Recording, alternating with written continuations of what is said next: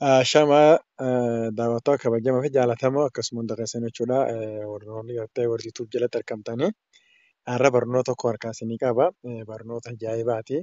Barnoota yeroo ammaatti namni hundi barachuu qabu, namni hundi barbaachisaa ta'e kan harkaa isinii qaba jechuudha.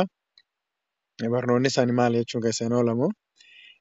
Barnoonni isaanii akkamitti YouTube irratti laayivii waraabnaa nama 5ffaa taanee, nama 4ffaa taanee, nama 7ffaa taanee akkasitti akkamitti YouTube irratti laayivii waraabnaa waan jedhu.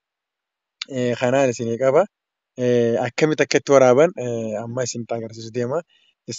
Isteeppiidhaan na faana bu'aa hordofaa yeroo san sirriitti isinii galaa jechuudha.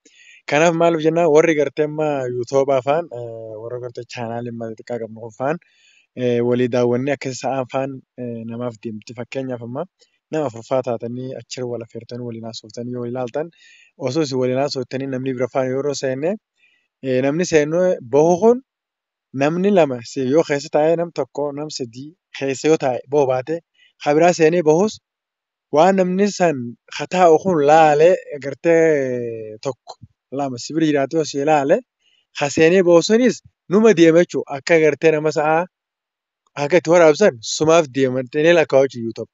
Kanaafi waan bareedaadha. Akkasitti wal ilaaluun illee gaariidha. Sa'a akkasitti guddifachuu danda'ama. Barnoonni maal jechuu keessan oolamu akka beekamu Google Chrome kana dhuftanii jechuudha. Google Chrome kana gartanii Google Chrome kana keessa seentanii sana booda as dhuftanii jechuudha.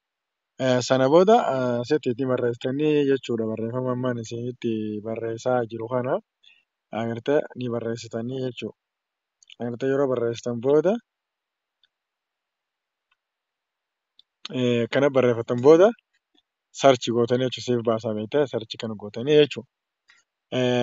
Sarchi gisa gootan ammaa sirriitti isteep hordofaadha. Amma ani kun Facebook kiyya kun peejii kiyya jechuudha waan rabbanee jiru. Gara Facebook as waraabuu dandeessaa gara YouTube'aatti jechuudha. Hayyamee akkamii karaa YouTube'aa dabarru jechuudha. Amma bakka kana dhuftanii jechuudha karaa YouTube'aa dabruudhaaf. Okay. Bakka kana akkanatti qottanii jechuudha. Sana booda okkaanti ammatti qabdu Feesbuukaas ta'e, Yuutuubaas ta'e, Telegiraamii waan qabdu hunda akkanatti sii baasa jechuudha iskaappitee.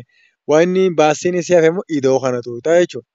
Agartee idoo kana tuutee dabalachuu dandeessu. Hunda jechuun waraabee ta'e amma Yuutuub irratti waan deemnu jiruuf Yuutuub kun amma kiyya warri Yuutuub ijoo kana akkana tuqaa jechuudha. Akkana tuqinaan barreessii yaa jechuudha.